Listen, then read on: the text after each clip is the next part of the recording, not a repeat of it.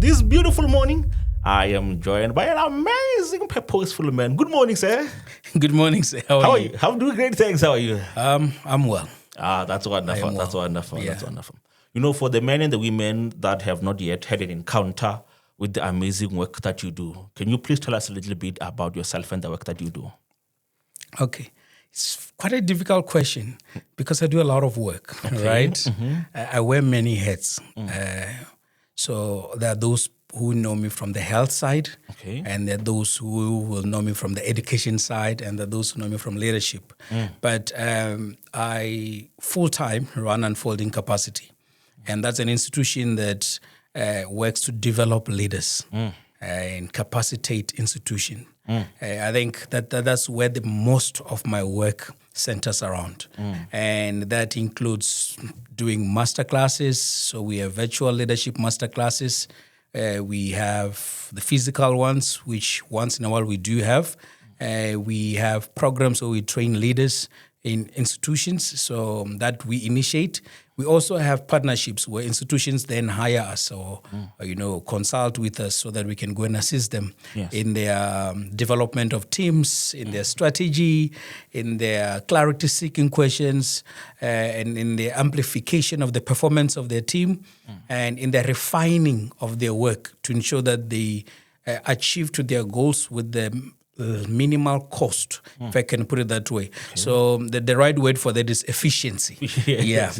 Bringing efficiency in institutions. And we serve both government and private institutions, as well as our NPOs, and every now and then your churches, your church leaders and all of that. But it's all about leadership. I think the best way to put it is to quote what John C. Maxwell said. He said that everything, and he said everything, including everything, rises and falls on leadership. Everything rises and falls on leadership. If things are going well, it's leadership. If things are going bad, it's leadership. So, and that pushed me to say, look, I have a desire to have things go well. And if they're not going well, I had to try to intervene, and I realized that the real issue is leadership. I'll give you a simple example to try to shorten it. A few years ago, almost a decade ago, we started a program to help learners do well, right? To help learners improve their performance at schools. When we worked with the learners, after a few weeks working with them, the learners reported that, look, you're working with us, but the problem is the teachers. Ooh, okay, wow. We get what you're doing and we are empowered, but we are not taught well. And then we moved up now to go and work with the teachers. And as we empowered the teachers said, well, we are being empowered, but the problem is the principals. Okay. And then we went up. And then we worked with the principals now. We empowered principals. We did training for principals. And when we were at principals level, they said, well, the problem is higher up, our circuit managers. I had to go and get the whole district circuit managers, all the circuit managers, and put them in one room from the different sectors, clusters of circuits. And we trained them. And the more we work, the more we realize that there's a problem higher up. And the truth is that it goes back to what John C. Maxwell said. Everything rises and falls on leadership. Wow, that is very powerful. And I like that we are talking about my favorite subject here. Talk to me to your first encounter with leadership. Because for many people, when they are thinking about leadership, they think about minions that they can send to go in and do their chores and all these other things. Talk to us about your encounter with leadership there. It's quite a very interesting story because it was not, for me, I got bothered. And from a young age. I remember when I went to study, I went to study at UCT, right, for my undergrad. When I got to UCT, I realized that the way people are living at UCT, or the way my classmates were behaving, were very different to how I grew up at home. Where I came from, at my age, I was expected to have a girlfriend and possibly a child. And I felt like I was behind because I didn't have that. When I get to UCT, I realized that, wait, my normal from home is very abnormal in that environment. And that made me think a bit and think, okay, you know what? I need to go back home as quickly as possible when school closes and tell every young person at home to say, hey, So different. let's change what we're trying to value, Let us change the whole thing and look at education, because people there don't care about education. I don't care about relationships like we do at home, and that was the beginning of my, I would say, leadership journey per se, because it was a thing of being troubled of what's happening. Then I started saying, let me just try solve the problem. Let me speak to a group of kids. Let me help these kids, talk to them about school, about careers, just to try to get them to move to the right direction. Yes. And that worked. But then as I worked with them, they came from different churches, because we found them in churches. And then their pastors had problems. Okay. Who is this kid talking to our youth? Who does he think he is? He's not a pastor. He's not a leader in this church. He's just a person. And why is he bothered? Why is he trying to speak and gathering our youth? What mandate does he have? And I thought that was weird. You're trying to help people, but then there's this resistance. And I thought, well, I'm just going to continue serving. Then I went back. I started serving at UCT Students Christian Fellowship. I would say that is where I got trained to become a better leader. Wow. Because the standards were set high. We had, I remember at that time, the chairperson of the UCT SCF was a gentleman called Gisani Nefare. And then after I met us, and he's heading some mining company now in Northern Cape. Then afterwards, there was a Matthew Mawaso. Then there was a Jabu Mpambo. I'm not sure if you know Jabu Mpambo. It's actually the current acting CEO of Land Bank. That was our chairperson. And one time I came to a meeting late, and I want to take you how deep leadership was. I came to a meeting late, and I had ran for about 7 kilometers from my residence to the meeting place because we didn't have shuttles that morning. When I got there, I was a minute late, just a minute. And Jawumpambo stood up and he said, Amazement, you are late. And I thought, I don't get paid to be here. I mean, there's nothing that I get except I'm just saving out of my heart. And you are scolding me for being 1 minute late after I just ran about 7 kilometers to get here. No, man, why so much insistence? And I was offended.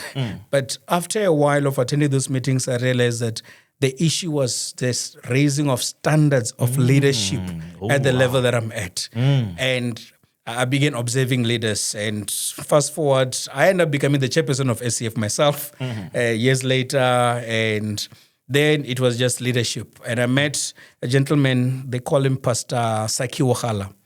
We invited him to speak at a seminar for SCF, Student Christian Fellowship members. And when he came there, I'm expecting him to preach a sermon. Okay. Right? He's a pastor, you're expecting a sermon and all of that.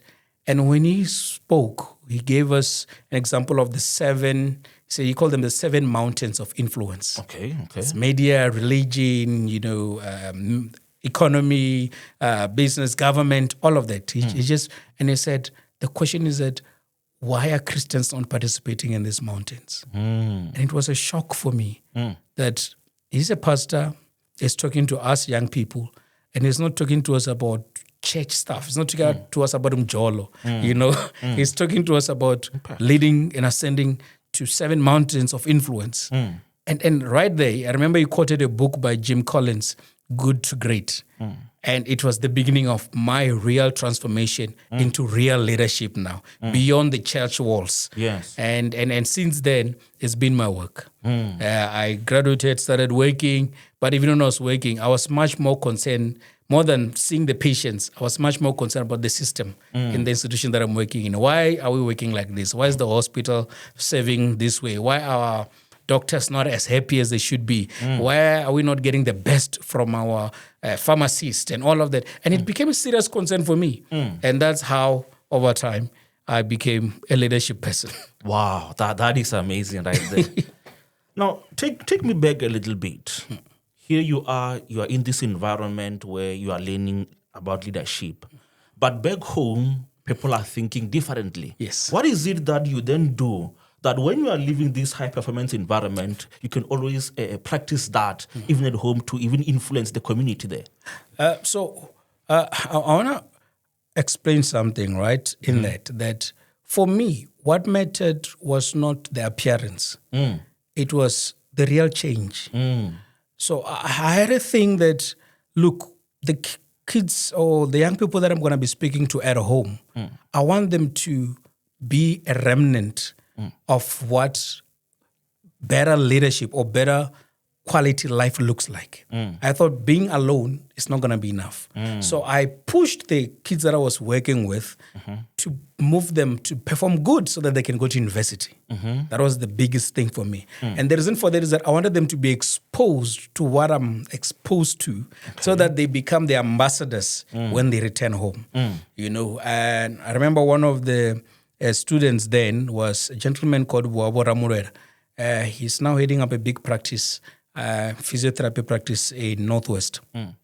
And worked with him, I think it was end of primary school then. Okay. Worked all the way to high school. He went to vets to do his first year there. And then he said, no, I'm going to join Amazement and UCT. Okay. Came to UCT and then he did his physio and he completed that. But I'm telling you that through his work and people observing the impact that was happening in these young people. Bangwede Rashaka, for example, she's now a medical doctor. And when we worked on those young people and people start saying, these are kids who are ordinary, coming from ordinary families. Yes. And we thought it was just amazement, but the kids that are spending time with him, they have some impact. Yes. And that for me was a driving force to say, let us have impact first beyond appearances. Because, why? Look, a lot of us have this commitment to investing in appearances than real impact. We want to look like we're making impact. We want to appear that, hey, we are leaders. We want to be on posters. We want to be on all of that. But are we really making the real impact? I said to the guys then, the kids then, I said, look, you are going to church. Your parents say you're going to church. They won't see the value of church until you show them that you can be transformed by church. Oh, yes, yes. You have to come back home and they say, wait, this kid is different. Then they will start being the ones who push every other kid to what you're doing. Yes. And that has worked. And I want to say that high performance culture then became easier to accelerate and to aggregate at a bigger scale. Because now I had ambassadors who were seeing this. Yes. I remember when Buabo came to Cape Town and he get to attend one of the services that we're at. That's at the church level. And he experienced that. When he got home, he was a different person because now he had seen. It was not enough for Amazement to see it.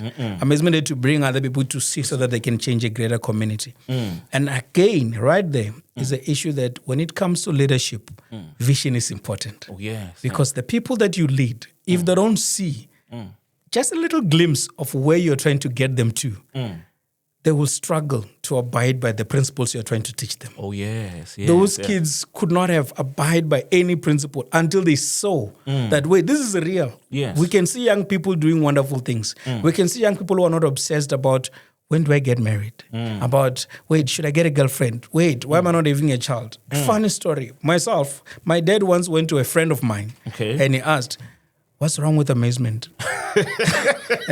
and my friend said, what do you mean? He said, what's wrong with Amazement? He doesn't have, I've not heard about stories of him with a girl. What's the problem? And my friend came to me and said, hey, Amazement, they said, why don't you have a girlfriend? And it was a serious concern for my dad. And the reason that in our community, that was a serious thing. Yeah. My neighbors, who were my peers, already had a girl living at home with them. Oh, yeah. So it was a completely different thing. Yes. But we transformed that through the impact that we had on all the other kids. And that became the founding stone of my work. And even today, when we spread it and we speak to leaders, I always say that try to work on vision and have a clear vision, because people don't follow people. Oh, yes. People follow visions. Yes. Yeah. They don't run after just because, Ebenezer looks cute. Ebenezer can speak well. No, but where is Ebenezer taking us? Yes. Can we see ourselves there? When they see themselves there, then you don't have to worry. They'll be ambassadors of the leadership. And I've seen that in my work. For I don't know how many years, I've been conducting a survey.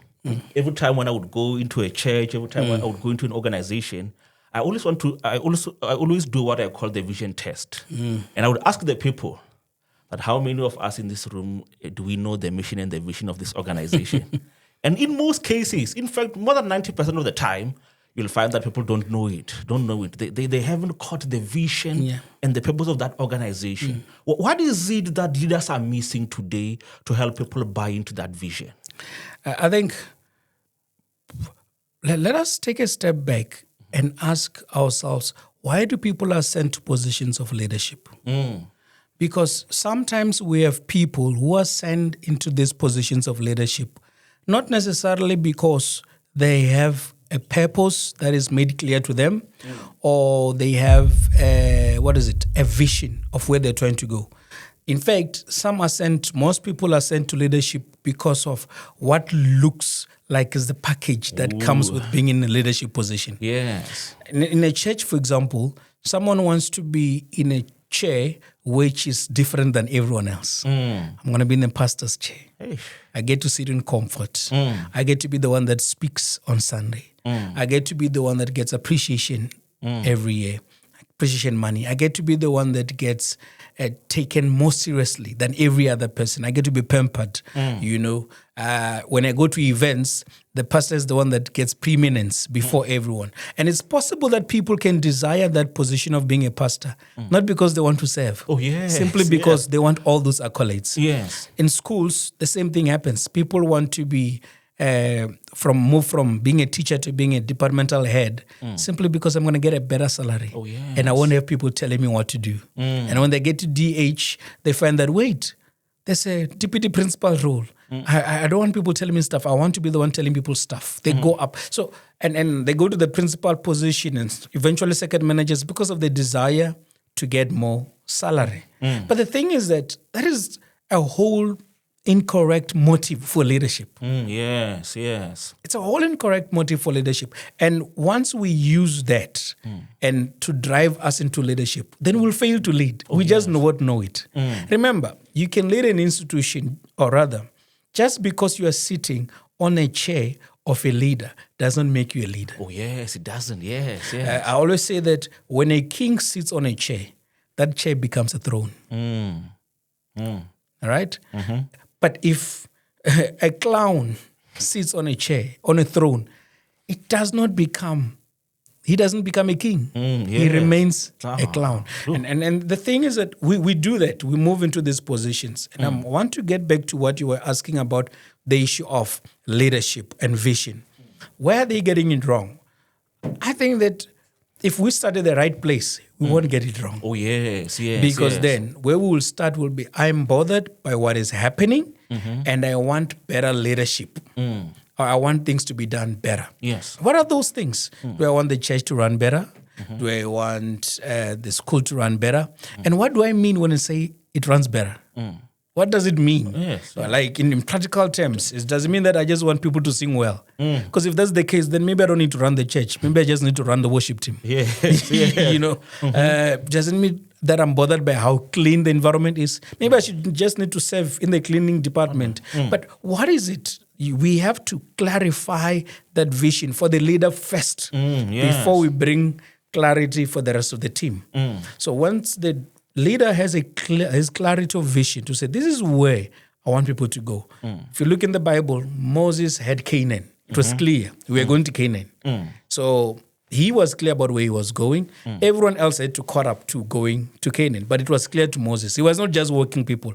He was not interested in being in front of people. He had a clarity of where he was going. Yes. Most leaders today, maybe before you, in your survey, before you even ask the congregation, if you just ask the leaders, where are you going? Yeah. And why are you going there? Going there? Yes. Right? And once we answer those two questions on the leader as an individual, then we get to ask the rest of the congregation, do you know where you're going? Yeah. And sometimes we want to fault them. But sometimes as leaders, we can be people who are very clear about where we want to go and where we want to take people, but we become limited in how we express the clarity of where we want to take people to the people. Yes. So, when I need you to go to, I want to take you to Loitrekat, for example. And then I come to you and said, Ebenezer, look, I want to take you somewhere, but I want you to go with me. This place is beautiful. Okay. But where are we going? No, you will see, we're going to pass by mountainous areas. We might pass a toll gate. We'll meet. It's all, you hear you, but where are we going? Do you get what I mean? Yes. And I think some leaders fail with communicating that clarity, that message. Yes. In the simplest terms. I've gone to schools, like you said, and I've gone to institutions, and I ask leaders boldly, and I say, please, in a second, just write for me in simple terms the vision of your institution. And I'll have leaders of institution gather, 30 of them, let them write. And you'll find that they will struggle. Yeah. And I'm not talking about followers, I'm talking about the leaders. themselves, They will struggle. And I said, so how do you lead people to where you're not sure where you're going? John C. Maxwell said, the leader is one who knows the way, goes the way, and shows the way. So this person knows the way. He knows where he's going. He's able to go where he's going. And then he shows people where he's going. But if either of this is not there, that person is not a leader. Oh, yes. If you don't know where you're going, you cannot be a leader. Get into a taxi or a bus and the driver does not know where he's going, you better get off that bus. Yes. If the driver cannot drive, in other words, he knows where he's going, but he cannot drive you there, that also cannot be your leader. Yes, that person must step off. The same thing if the driver, not just knowing, but he cannot show you how to get there. Yes. Because it doesn't help for me to know where I'm going, and I can go there, but I cannot show everyone else. Yes. Then I might as well go alone. Because you are called a leader because you've got followers.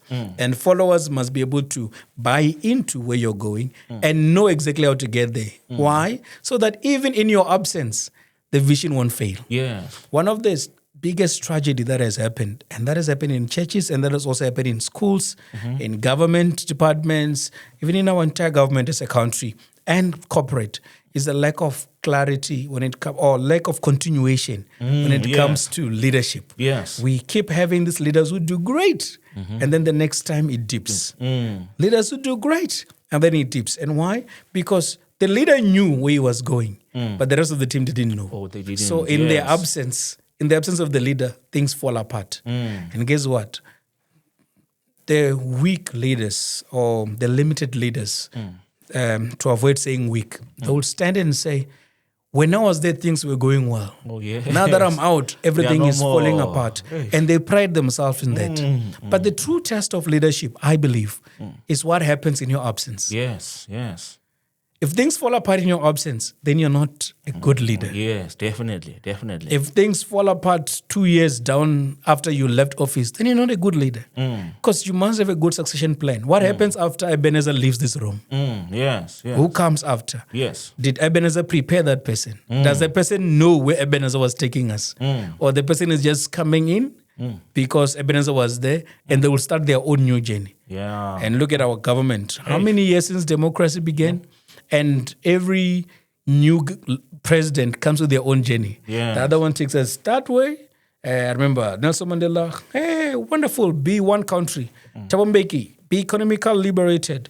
Then comes Jacob Zuma's like, no, we must eat this thing. We must own this land. We must take everything and becomes our thing. Then Ramaphosa comes like, oh no, we must try to bring everything together. But where are you going as an individual? Oh, yes. Where are you going? And I think you are right that people do not always know the clarity of their vision and their mission, which is their purpose. And if leaders can clarify it for themselves first and then learn the best way to communicate it to the people. One of the best strategies to use in clarifying visions and purpose is asking the question, why? Yes. Wow. You're going, where are you going? No, we're going north. Why? Wow. So that we can get to Loitrikat. Why? No, so that we can improve things in Loitrikat. Why? No, because if the agriculture improves in Limpopo, in Loitrikat, then people work better. Why? Yeah. Because ultimately people's economies, personal economies and social economic status must be improved. Okay. So that means that where we are going now is to try to get people's social economic status to improve. Yes. All the other things is just the by the way. Yes. It's just the how to. But the ultimate thing is to improve SES. So if we are not clear about all of that, then then I'm telling you, we might arrive and not know it. Yes. Or we might be going to the wrong direction and not even know it. Yeah. But as long as we are moving. And unfortunately, with schools and business and all of that, we can get so good at doing the daily work that we miss the ultimate. Oh, yes, definitely. Yeah, you said something very powerful right there. One of the things that I've realized is that leaders have been hurt. They were hurt by someone that they trusted. Maybe that person stole money from them or they did them dirty in some way, form, or shape. And now they've got this grudge. Instead of them developing leaders, they are afraid that if I develop and empower this one, he may steal from me like that one did. How do we help them? How do we help them with this regard? Clarity. I don't know how much I'll repeat this word. When we lead and when we serve people, it must be clear to us why we serve them. Leadership is not about you as a leader. The sooner you understand that, you accept that, the better. The more you resist to accept that, the worse it's going to become. Oh, yes. Because people will betray you. But it's not about you. So you must not feel betrayed. Because even the work you're doing, it was not about you. If it's about you, then you will feel betrayed. Yes. Because people will speak about you personally. And as you said, they will steal from your business or from whatever you're leading and all of that. But if your ultimate purpose is to empower people, to serve people for a greater purpose, then all that people do on the side does not trouble you as much. You don't hold grudges. Let me give an example about Jesus. He was they were throwing stones at him. They were cursing him. He didn't do anything wrong. Scripture says that he said, forgive them, for they know not what they do. Because to him it was clear, I'm here to die for them. So even what they're doing, they have no idea that I'm actually here for them. Yes. They're just doing because they don't know. Remember, every person, every adult in the country right now has experienced some form of faulty leadership. So when they see a leader come into place, they don't know whether they can trust you. Oh, yes. You need to prove to them that I am trustworthy. And that becomes a huge task for some of us. We expect people to trust us over time. And if people do not trust you, then they will try to save themselves. Oh, yes. Because why would you fault a South African to not try to save themselves in a country where leaders have continually served themselves? Yes. So the first thing is that remove selfishness from the equation. Forget about you. Forget about what you get out of it. Forget about what people will say about you. And ask yourself, what is the most important thing about what I'm doing? Yeah. Is it me or is it helping people? Oh, yeah. Because everywhere you're leading, whether you're leading in tech, in education, in church, in business, in government, you're helping people. Yes. You don't lead devices.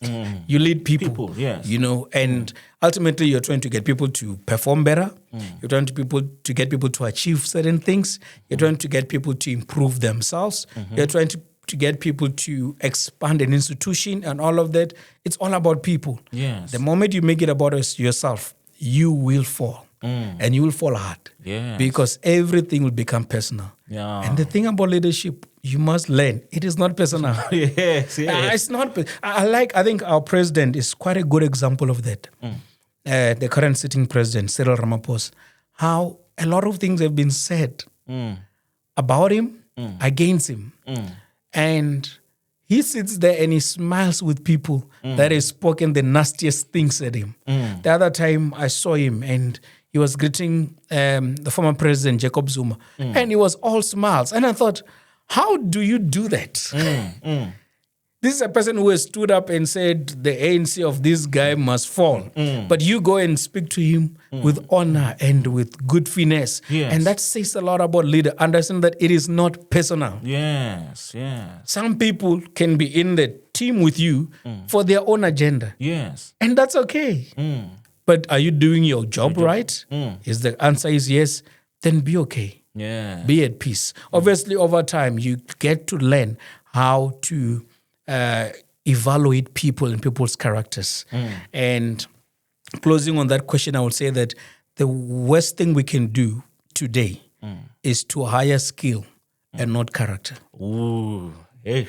We hire great CVs, but bad people.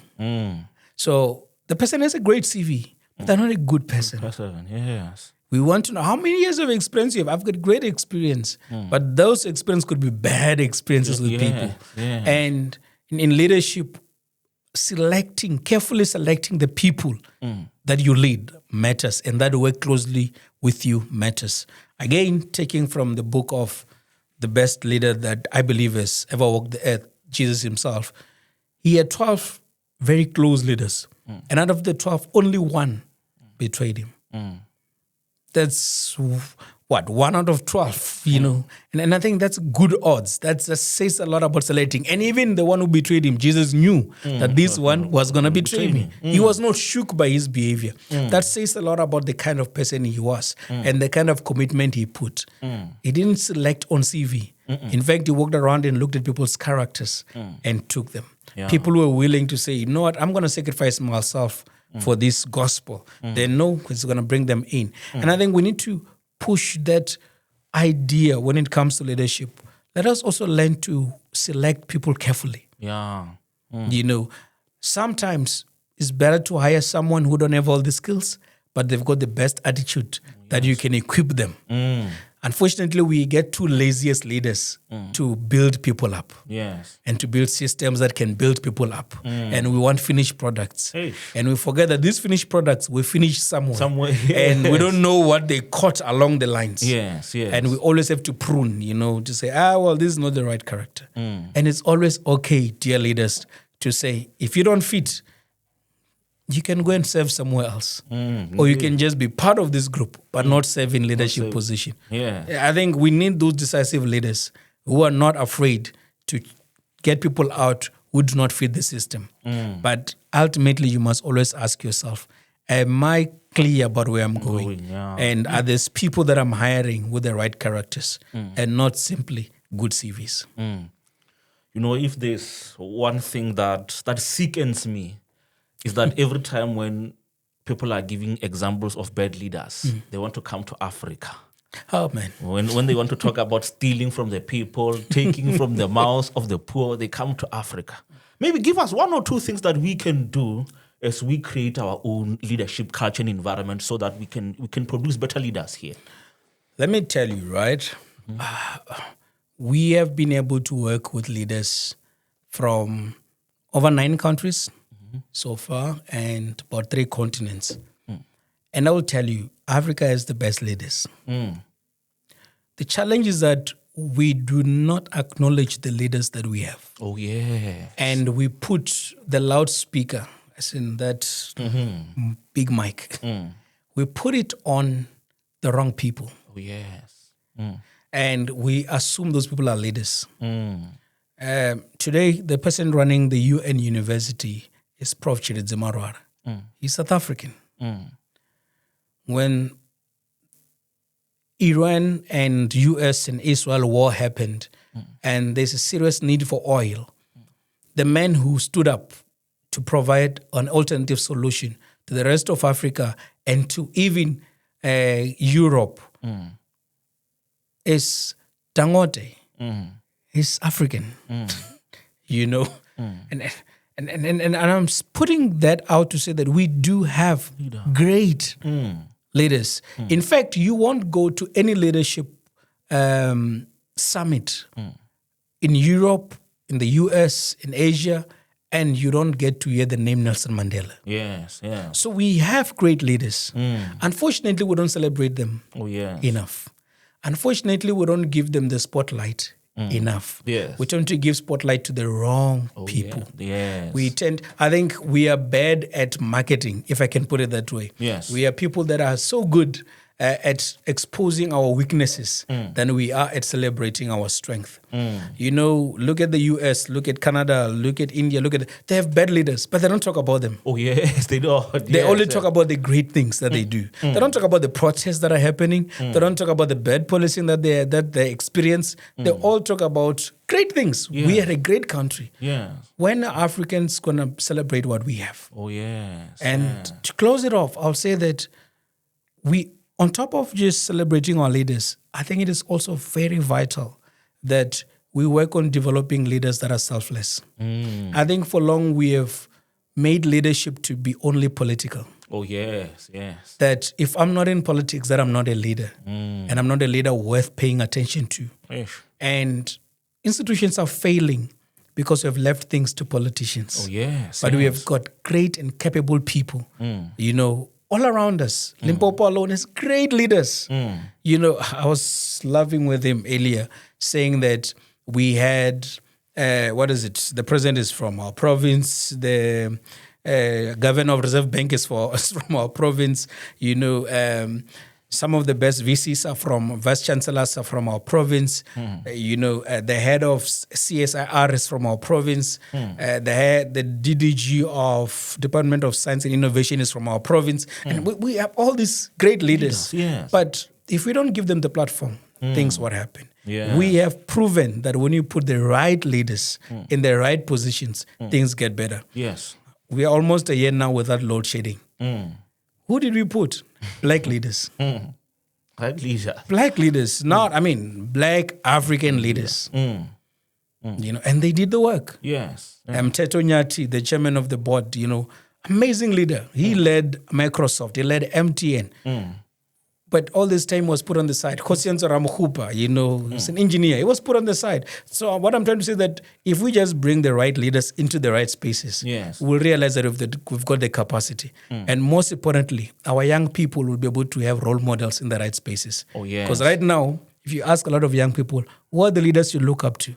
They don't know, because these leaders, nobody's putting a loudspeaker in front of them to say they exist and they're doing wonderful work. And in conclusion, talk to us. We are about to go to our luncheon in a few weeks. What can you look forward to learning from you there? I'll be attending, right? It's on the 9th, right? And I think for me personally, I'm not going to be speaking, I'm going to be learning. Okay. Right? And I want to say that if there's one thing to look forward to, is networking.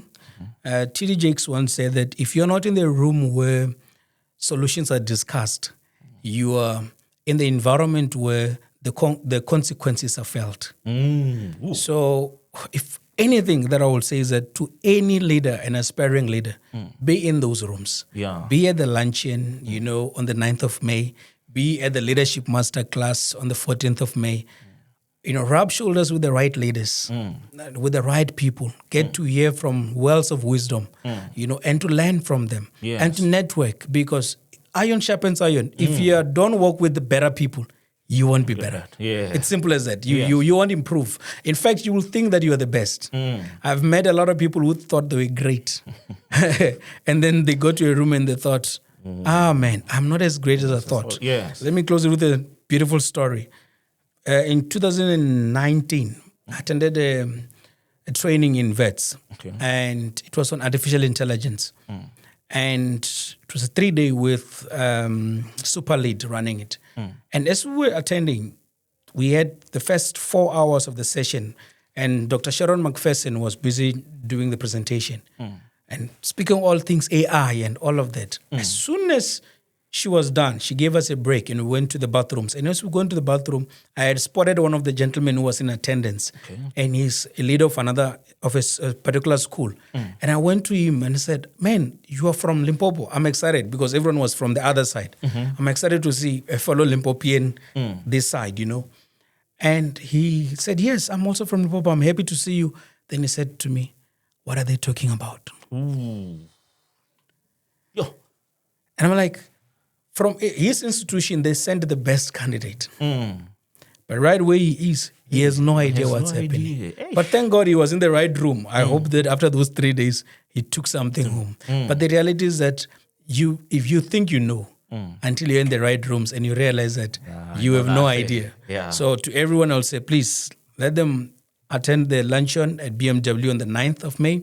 And on the 14th of May, let them attend the Unfolding Capacities Leadership Masterclass. I think it's going to be at Richfield Graduate Institute, right here at Library Gardens. And it's going to be at 4:30 p.m. I think if you attend there, you're going to meet some great people and you're going to be empowered. And that investment of 500 Rand, it's nothing compared to what you're going to get out of it. In fact, it is too little. Yes. Yeah. And finally, where can our listeners get hold of you? Where can they get hold of the amazing work that you are doing? Well, we recently launched our website at www.unfoldingcapacity.com. Unfoldingcapacity.com. They can also text us or call us as on 081-035-0664 or send us an email at info@unfoldingcapacity.com. Or you can even follow us on LinkedIn. I think personally myself on LinkedIn, I'm using Amazement Titus. So on LinkedIn, and that's the only social platform that I have. Unfortunately, Instagram and all of that is just Unfolding Capacity. But if you just go on for Unfolding Capacity on our website, you're going to get all our contact details. Definitely. Thank you so much. You're welcome, sir. You know, if there's one thing that I always wish for my guests is that may God bless you, may God enlarge you, and may He ensure that the influence that you want to have on the world is manifested in everything that you do. God, I pray. Thank you. Thank you, sir. Thank you, sir.